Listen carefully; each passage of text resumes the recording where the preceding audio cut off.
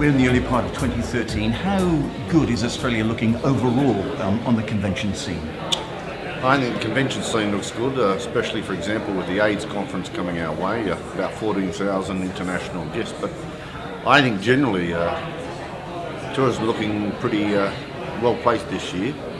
Good growth internationally, but can I also say the domestic market's shown real progress over the Christmas New Year period. Let's run through a report card of the various major centres. Let's start off, we're in Melbourne, with Melbourne. How's Melbourne looking? To be fair, Melbourne's leading the way. Successive governments of all political persuasions have taken tourism and business events seriously.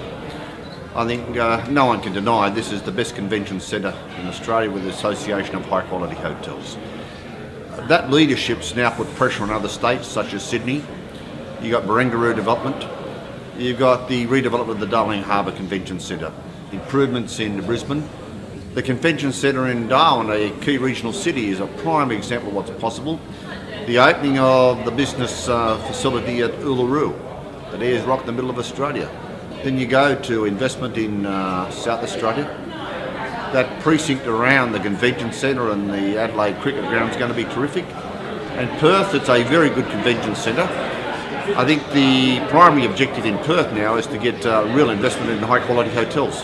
Then obviously Tasmania, probably one of the historic leaders, a good convention centre. And I'm pleased to say that Tasmania is showing some real examples of innovation in terms of trying to attract people. You must be a bit worried about Sydney because it is going to be quite a time before it gets its act together. Sydney's got its challenges. No one denies, I suppose, we lost our way out of the Sydney Olympics. Highly successful. Showcased Australia in Sydney. It's almost as if we rested on our laurels, but I think we've now got a determination to do something about it. And the Barangaroo development plus the redevelopment of Darling Harbour is a very strong statement both nationally and internationally that Sydney's back in the game. Obviously a lot of competition. You mentioned today Singapore, for instance, a lot of competition for the market.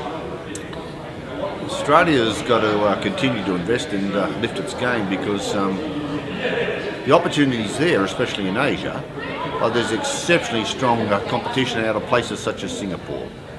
The industry will grow. We've got to be in there to make sure we get a share of that growth. Singapore will win and so will Australia.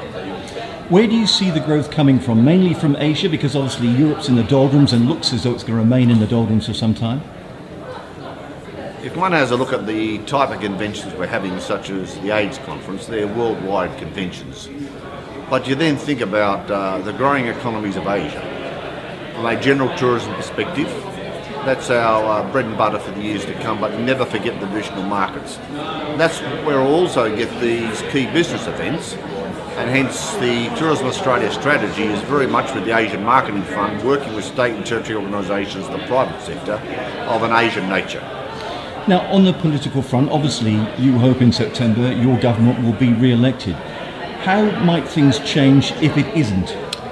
I think we've got Tourism Australia and the partnership with state and territory governments and the private sector well bedded down now.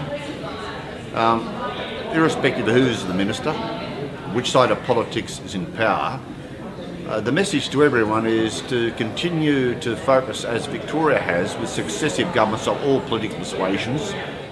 We should now have that as our ambition federally. It doesn't matter whether it's me as a Labor minister or a non-Labor minister. Don't undermine what is now producing the goods.